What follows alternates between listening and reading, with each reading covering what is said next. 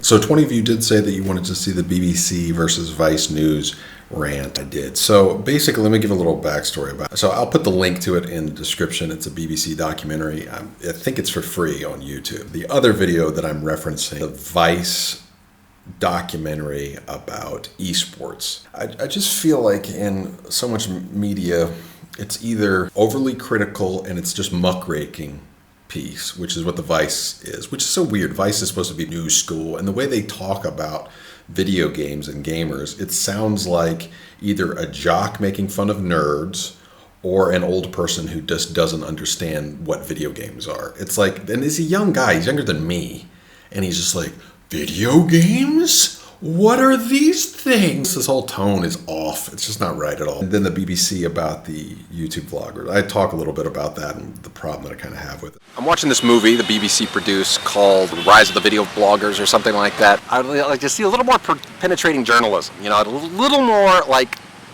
skepticism. Vice has too much. This is just a little too much marketing. I felt like it just face saving. You know, it's just like, oh, okay. I mean, yeah, we're good and all, I guess, but we're not that great. We're humans too, and it's just like you're only hearing one side of the areas that are going wrong on YouTube. You're not hearing other sides, and there are plenty of them.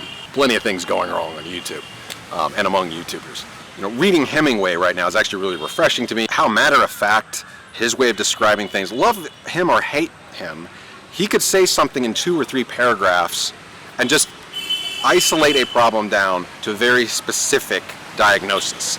And the diagnosis is just irrefutable. And that's just the observational power of a journalist. And we just don't have it these days because the diagnosis Hemingway gives is just not sexy. It's not something that you can put. I mean, it's short, it's 3 paragraphs, but it's not something that you can fit into a headline. It's not something you can fit into a tweet. And it's about trade routes. You know, it's about roads. And it's a road. Well, who wants to talk about roads? You know, it's just like, who's going to click on that link? It's just not political enough. You know, it's not flashy. BBC is marketing too much for YouTubers, and Vice is marketing too much for themselves. You know, and too many of these journalistic institutions today, that's what they're doing. They're not marketing for accuracy or facts or truth.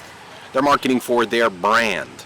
So it's almost just all marketing now. Got idealistic blather on almost all sides mixed with marketing. It's just this weird concoction of crony capitalism. It's not capitalism, it's just consumerism run amok, mixed with the appearance of philanthropic concern. That's the thing that bugs me. And when you just don't get that with Hemingway from most of what I've read of it. I mean, it's just almost like the smart man's idiot abroad. He just doesn't feel the need to be politically correct about anything, and so he just says, okay, this is going wrong, this is going wrong. But he takes a long period of time. The newspapers or magazines that let him do this gave him long spans of time, that he wasn't getting this half-baked opinion formed in a short period of time. So that was pretty much what I was talking about. What do you think about the state of news worldwide? I feel like the real problem with the news is summed up really well by Neil Postman, that we just kind of want titillation, we want quick, easy answers, and it's always the next thing. It's always, and now this is the way he describes it in the Amusing Ourselves to Death, that